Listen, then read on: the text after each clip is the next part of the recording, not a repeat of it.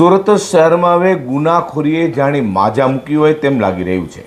સુરતના સચિન જીઆઈડીસી વિસ્તારમાં આવેલા તળાવમાંથી એક 14 વર્ષના ગુમ વિદ્યાર્થીનો મૃતદેહ તરતો મળી આવ્યો હતો, જેને લઈને વિદ્યાર્થીના પિતા દ્વારા શાળામાં અન્ય વિદ્યાર્થીએ મારી નાખવાની ધમકી આપી હોવાનો આક્ષેપ કરી જ્યાં સુધી ન્યાય ન મળે ત્યાં સુધી મૃતદેહ સ્વીકારવાનો ઇનકાર કર્યો છે।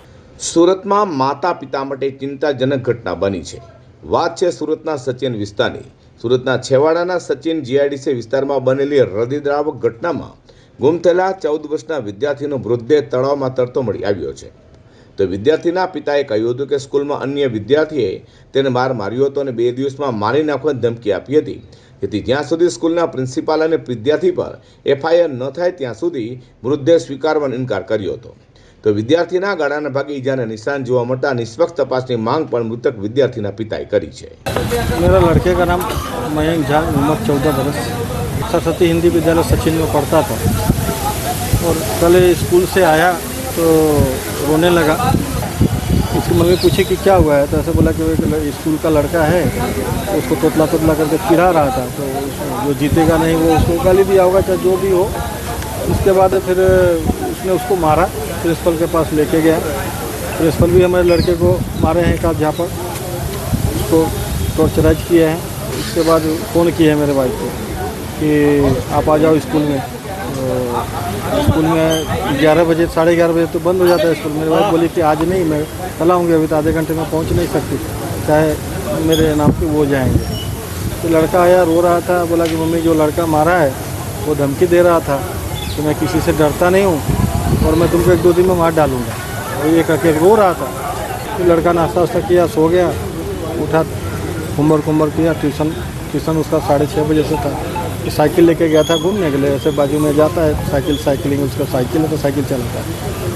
साइकिल चलाते 6:30 बजे 5 बजे 5:30 बजे के बाद से वो दिखा ही नहीं। जहाँ गया था वहाँ पूछा, वो कहीं मिला नहीं। रात को हम लोग खोजे, उसका नाम था भैरव पाटिल। हाँ, फिर उसके बाद फिर उसको पूछे कि भाई क्यों मारा है इसको, बोला मैंने मारा नहीं, लेकिन जो लड़का देखा था मारते हुए उसने बताया कि नहीं इसने मारा है।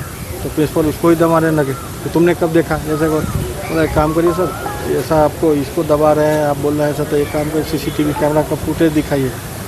फुटेज दिखाने की बात हुई तो आधा घंटा गोल घुमाए। तब तक सब ग्रुपों में तो मैसेज भेज ही दिए थे।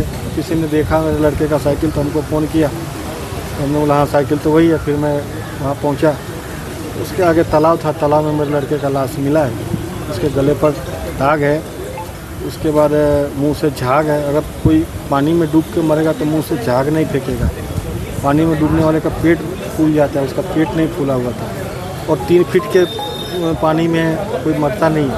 3 फीट के पानी में लड़का ऐसे पड़ा हुआ था। यहाँ सूरत सिविल में इसका पोस्टमार्टम हुआ है, फिर ऐसी जाँच उसका 3 महीने बाद आएगा।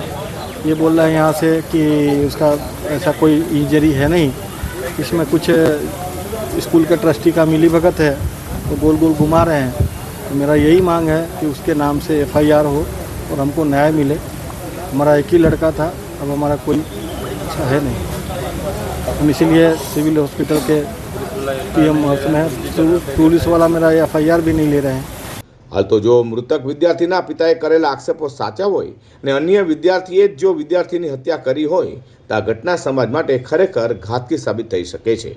त्यारे आ मामले पोलीसे तटस्थ अने निष्पक्ष तपास करवी ज जोईए ते लोकमांग उठवा पामी छे।